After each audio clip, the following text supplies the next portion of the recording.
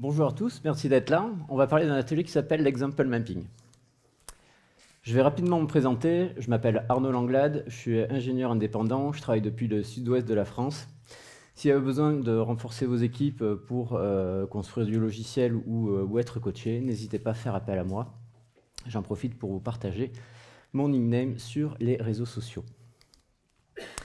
Ça fait quelques années que je travaille essentiellement pour des éditeurs et notamment des startups.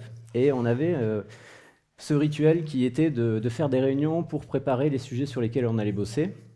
En général, on appelait ça des product refinement, des mapping sessions, etc. Bon, ça avait plein de noms divers et variés, où en gros, on rassemblait l'équipe et en général, le product manager exposait ou racontait ce qu'on allait faire, quoi, et expliquait à l'équipe. La problématique, c'est que ces réunions pouvaient être quand même assez longues et on est tous humains. Ça peut être compliqué de rester concentré jusqu'à la fin et du coup absorber au maximum la connaissance ou ce que les gens voulaient transmettre. Et comme le dit Alberto Brandolini, c'est pas le savoir des parties prenantes qui part en production, mais bien l'ignorance des devs. C'est-à-dire que si moi, en tant que développeur, je ne comprends pas ce que les parties prenantes attendent de moi, il y a de fortes chances que je livre quelque chose mais qui ne correspondent pas à leurs attentes. Et résultat, pour eux, ça va être une perte de temps et donc du coup une perte d'argent. Et pour nous, en tant que développeurs, ça va être tout simplement de la frustration parce qu'on a travaillé sur quelque chose qui ne partira pas en prod.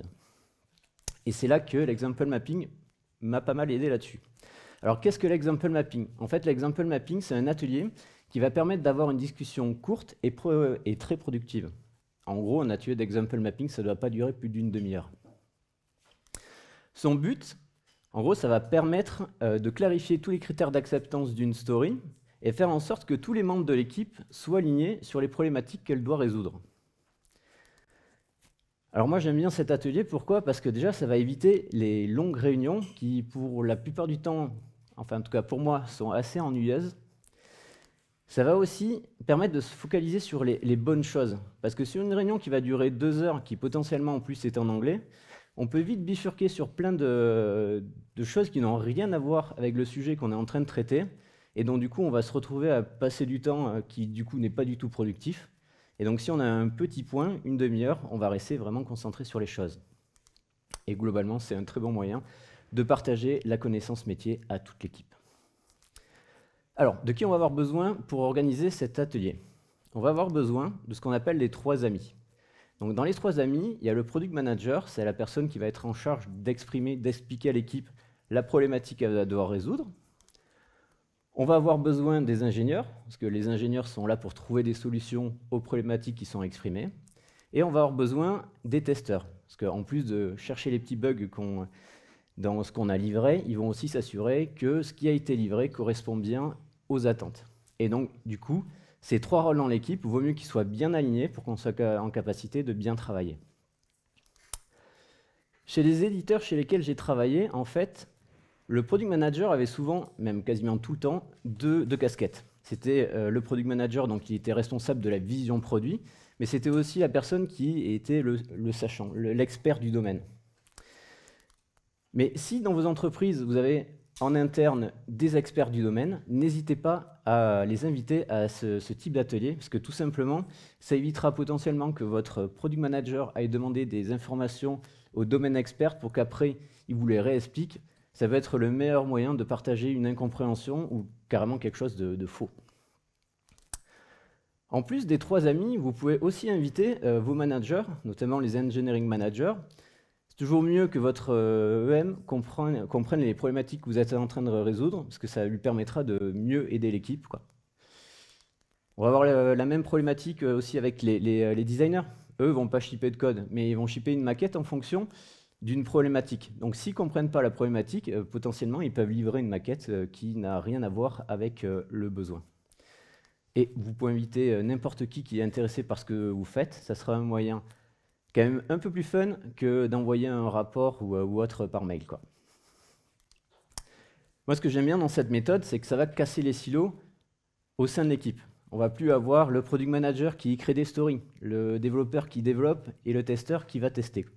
L'avantage, c'est qu'on va mettre tout le monde dans une même pièce et on va faire en sorte que tout le monde comprenne les mêmes choses. Et donc, Ce que moi j'aime bien, c'est que ça va améliorer, je trouve, la cohésion et la collaboration au niveau d'une équipe. Alors, pour organiser cet atelier, on n'a pas besoin de grand-chose. En présentiel, ce qu'il faut, c'est une grosse table avec des petites fiches cartonnées que vous allez pouvoir disposer sur la grande table devant vous. Et en distanciel, il vaut mieux avoir des outils comme Miro.com ou Draw.io qui vont permettre d'émuler un dashboard virtuel infini sur lequel vous allez poser plein de petits post-it. Et en fait, ce qui est bien, c'est que on va utiliser des post-it de 4 couleurs différentes, du bleu, du rouge, du jaune et du vert. Et ce code couleur, en fait, va permettre de structurer une discussion. Je vais apporter un peu de contexte. Moi, quand j'ai participé à ces ateliers, en fait, je l'ai essentiellement fait en distanciel et dans des startups, où ce n'est pas toujours un environnement très très stable, si on peut dire. Donc, comment se déroulaient nos ateliers? En fait, on commençait par écrire le titre de la story qu'on était en train de dégrossir sur un post-it jaune. À partir de là, l'expert du domaine ou le product manager rentrait en scène et expliquait la problématique que l'équipe allait devoir résoudre. Le reste de l'équipe, elle, se chargeait de collecter les règles métiers qu'elle écrivait sur des post-it bleus. Et une fois que le product manager avait fini d'expliquer tout ça, en fait, on passait à une phase de réconciliation où on discutait les règles métiers et on les priorisait en fonction de leur importance. Je vais faire une petite aparté là-dessus. Hier, j'ai eu une discussion très intéressante avec Bruno Boucard, qui est ici, qui a beaucoup plus d'expérience sur l'example mapping que moi, qui aborde cette étape d'une façon un peu différente, c'est-à-dire que chez lui, ça va être le product manager qui va donner toutes les règles métiers à l'équipe. Et en même temps, il va s'assurer en amont que le product manager a bien en tête et a bien préparé l'atelier. C'est vrai que si on revient un peu sur le contexte de la startup, des fois, ça peut être un peu plus compliqué. C'est pour ça qu'on a adopté cette manière-là. L'étape suivante, en fait, ça va être d'illustrer toutes les règles métiers. Et donc, du coup, on va écrire des exemples pour illustrer les règles métiers. Et ce que ça va permettre, comme ça, on va être sûr que tous les membres de l'équipe comprennent bien chaque règle métier. Et le dernier petit post-it dont on n'a pas parlé, c'est les post-it rouges. Et en fait, on va s'en servir pour noter potentiellement tous les problèmes qu'on rencontre ou les questions qui sont en suspens. Vu qu'on veut que l'example mapping soit une méthode, un atelier court, eh ben, si on passe les 3/4 ou tout l'atelier à essayer de répondre à une question dont on n'a pas les réponses, c'est dommage parce que ça va servir strictement à rien. Donc, il vaut mieux ne pas hésiter à utiliser ces petites post-it-là pour justement se laisser du temps pour répondre aux questions où on n'a pas les réponses à l'instant T. Globalement, tant que vous avez des petits post-it rouges ou que l'équipe a encore des questions à poser au product manager parce que le sujet n'est pas clair, la story n'est pas prête à partir dans le backlog. Une fois que vous avez levé toutes ces incertitudes, vous pouvez passer la story dans le backlog. J'avoue que j'aime bien faire une petite chose, j'aime bien challenger une dernière fois mon product manager. C'est-à-dire que j'aime bien lui demander quelles sont les règles métiers qu'on pourrait considérer comme must-have, c'est-à-dire sans ces règles métiers, la story n'a strictement aucune valeur en production, versus les règles métiers qui sont plutôt de l'ordre du nice to have, ça va un peu améliorer la story, mais ce n'est pas totalement nécessaire. Et potentiellement, si on a pléthore de règles nice to have, j'aime bien essayer de les regrouper par paquets cohérents ou thématiques. Et ça, en fait, ça va permettre de pouvoir redécouper potentiellement une story qui est trop grosse. Aussi, un autre petit indicateur, si vous avez besoin de plus d'une demi-heure pour dégrossir une story, vous allez clairement la splitter. Ce qui est hyper important avec les stories, c'est qu'elles soient le plus petit possible. Pourquoi? Parce que ça va vous permettre de les shipper plus rapidement. Toujours plus simple de prendre quelque chose qui est petit, l'amener rapidement en production. Et ça va éviter l'effet tunnel. Vous allez commencer à bosser sur une story, vous allez passer 2-3 jours, ça va se transformer en une semaine. Tous les jours, vous dites à l'équipe, c'est bon, ça va partir en prod. Ça part pas en prod. Et là, du coup, le problème, c'est qu'il ne se passe rien en production. Et donc, vos parties prenantes, elles ne vont pas réellement aimer ça. Tandis que si vous travaillez sur de petits incréments, la prod va évoluer progressivement. Et ça, ce qui est bien, c'est que ça va rassurer vos parties prenantes. Et donc, du coup, elles vont vous mettre quand même un peu moins la pression que s'il se passe strictement rien en prod pendant plusieurs semaines. C'est un bon moyen aussi d'être prédictif. C'est-à-dire que si vos stories sont les plus petites possibles, il y a de fortes chances qu'elles aient à peu près la même taille.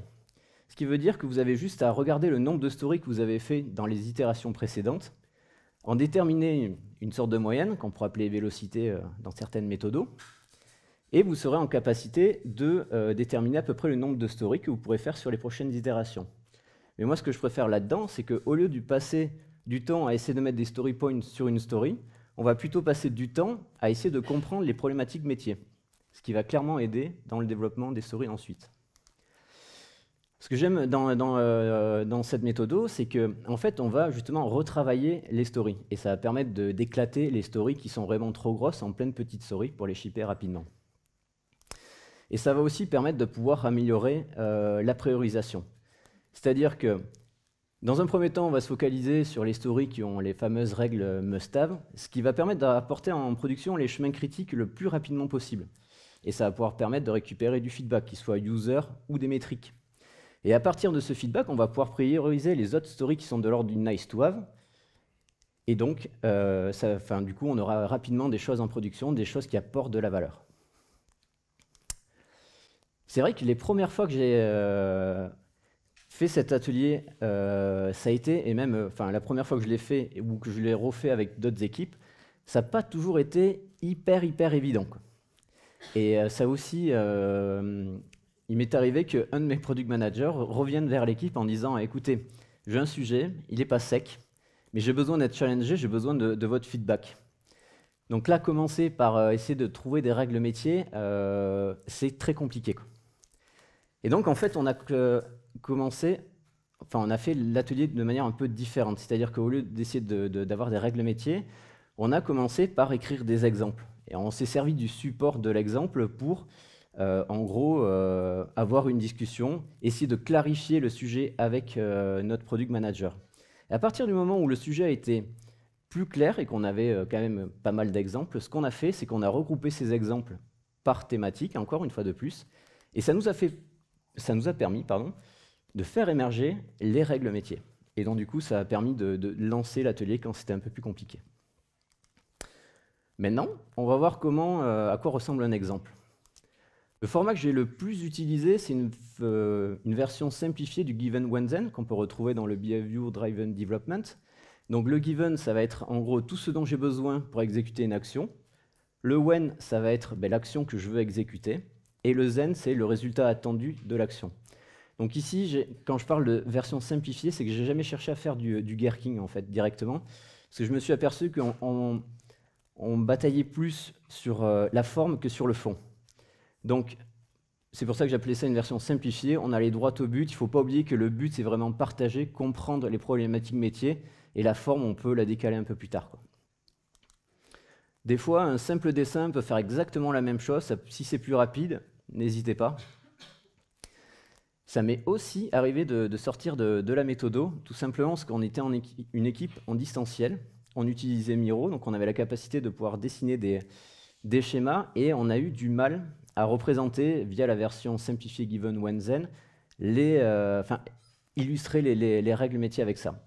Ce qui fait qu'on a commencé à dessiner des petits schémas pour chaque exemple. Ça a permis de lancer la chose, et surtout ça a permis d'aligner toute l'équipe sur la problématique qu'on devait résoudre. Moi, globalement, je vous conseillerais d'utiliser le format qui vous convient le mieux. Ce qui est vraiment important dans cet atelier, c'est le partage des problématiques, être sûr que toute l'équipe est alignée, quoi. Peu importe le format que vous utilisez, quoi. Pour finir, en fait, je voudrais parler un peu de l'organisation. J'ai participé à j'ai utilisé deux types d'organisation. La première, c'est en fait, on prenait seulement les devs qui allaient développer la story avec le PM et le testeur, versus toute l'équipe était là. Je ne suis pas vraiment fan de la première version, tout simplement parce que j'ai plutôt une impression que c'est une optimisation de ressources. On ne va pas défocaliser toute l'équipe, elle doit produire. Moi, j'aime vraiment la seconde façon de faire, tout simplement parce que on va s'intéresser aux problématiques qu'on va résoudre, et ça, c'est hyper important. Et potentiellement, si je participe ou quelqu'un participe à un atelier d'example mapping, mais qui ne code pas la story, le code qui a été produit, il y a de fortes chances qu'on vienne à le retoucher plus tard. Et ça sera toujours plus simple de retoucher du code où vous connaissez clairement le métier que quelque chose où ça vous semble totalement obscur. Et c'est aussi un bon moyen de partager la connaissance, comme je le disais. Ça m'est arrivé d'être tech lead dans une équipe où en fait j'étais le seul ancien et tous les membres de l'équipe venaient d'être embauchés. Donc on avait un PM qui était senior, mais c'est pas avec 2 réunions de 2 heures d'onboarding qu'on va connaître tout l'écosystème d'une entreprise, tous les produits, etc. Et vu que moi ça faisait déjà 4 ans que j'étais dans cette entreprise, j'avais quand même pas mal de connaissances métiers. Et donc du coup j'ai utilisé cet atelier pour partager tout ce que je connaissais déjà à l'équipe. Et ça a permis qu'ils montent très rapidement en compétences sur le métier. C'est là-dessus que s'achève la présentation. J'en profite vite fait pour parler. J'ai un petit blog où j'ai écrit un article sur l'example mapping. En général, je partage plutôt des choses sur l'ingénierie logicielle, des choses qui me tiennent à cœur. Donc maintenant, si vous avez des questions, n'hésitez pas.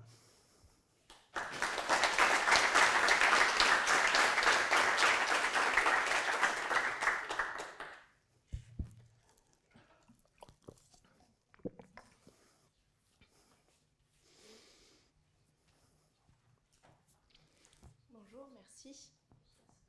Ça marche? Ah oui, c'est que je ne m'entendais pas. J'ai peut-être pas suivi au début, mais c'est qui anime du coup l'atelier? Enfin, En général, ce que nous on faisait, c'est qu'il y avait quelqu'un un membre de l'équipe, et vu que c'est moi qui avais, par exemple, dans ma première équipe, enfin la première fois que j'ai fait cet atelier, c'est moi qui poussais cet atelier sans l'avoir pratiqué, et du coup j'avais ce rôle-là où justement j'essayais d'animer l'atelier en faisant, enfin justement en ayant le petit fil conducteur, et surtout en essayant de faire parler vraiment tout le monde, parce que le but ça va être de faire en sorte que tout le monde soit vraiment impliqué, entre guillemets, actif surtout, et surtout les personnes qui sont des fois un peu plus timides, ne pas hésiter à essayer enfin pas les brusquer à vouloir participer à tout prix, mais justement qu'elles se sentent vraiment inclus, qu'elles aient la possibilité aussi de pouvoir parler. ok, merci. Juste, si c'est enfin, est-ce que ça peut arriver que ce soit le product manager, par exemple, qui anime, ou est-ce que ça a peu de sens parce que du coup, il va forcément répondre aux questions? Enfin, En fait, en même temps, c'est à partir du moment où... en fait, c'est une discussion permanente, cet atelier. Quand je te parle d'animation, c'était vraiment pour essayer de faire en sorte que tout le monde soit impliqué. Donc, vaut mieux que tu laisses la place au PO, entre guillemets, ou PM, pour qu'ils puissent justement parler, échanger avec les autres personnes. Et après, je n'ai jamais eu de PM animateur, mais pourquoi pas. Enfin, c'est des choses, tu vois, tu peux tenter, tu vois si ça marche pas.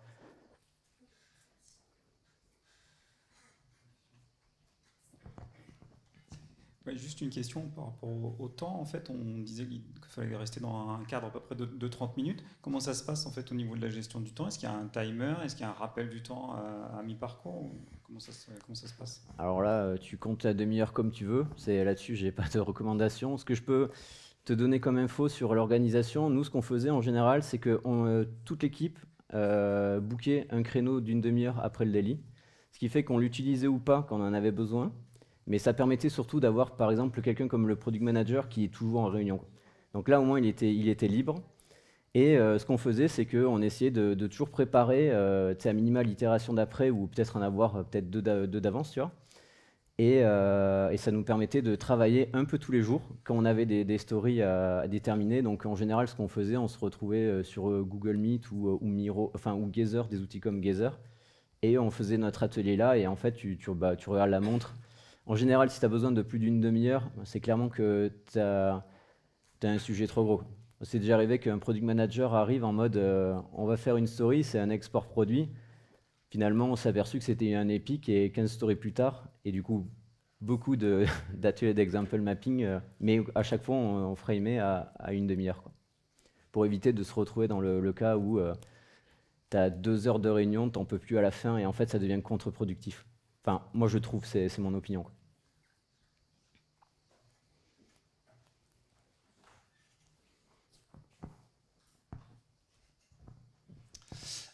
Moi j'aurais une question sur quand c'est déjà trop tard, quand on a déjà pris l'US et ça fait une semaine qu'on dit que demain ça sera en prod, qu'est-ce que tu préconiserais?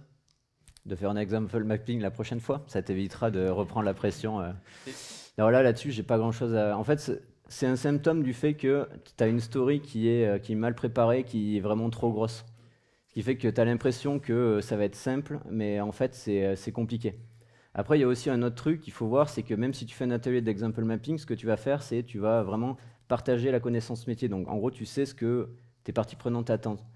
Si tu te retrouves sur un legacy de fou, ce qui m'est déjà arrivé, tu peux mettre du temps des fois à faire quelque chose de très simple. Mais là, du coup, après, il faut aussi que tu communiques sur le fait que tu as un legacy, qu'un un change qui devrait prendre 2 heures, ben, tu mets 25 jours à le faire, quoi. Et là, du coup, il faut avoir des stratégies, mais qui sont plus techniques sur comment tu peux tacler tout ça, etc.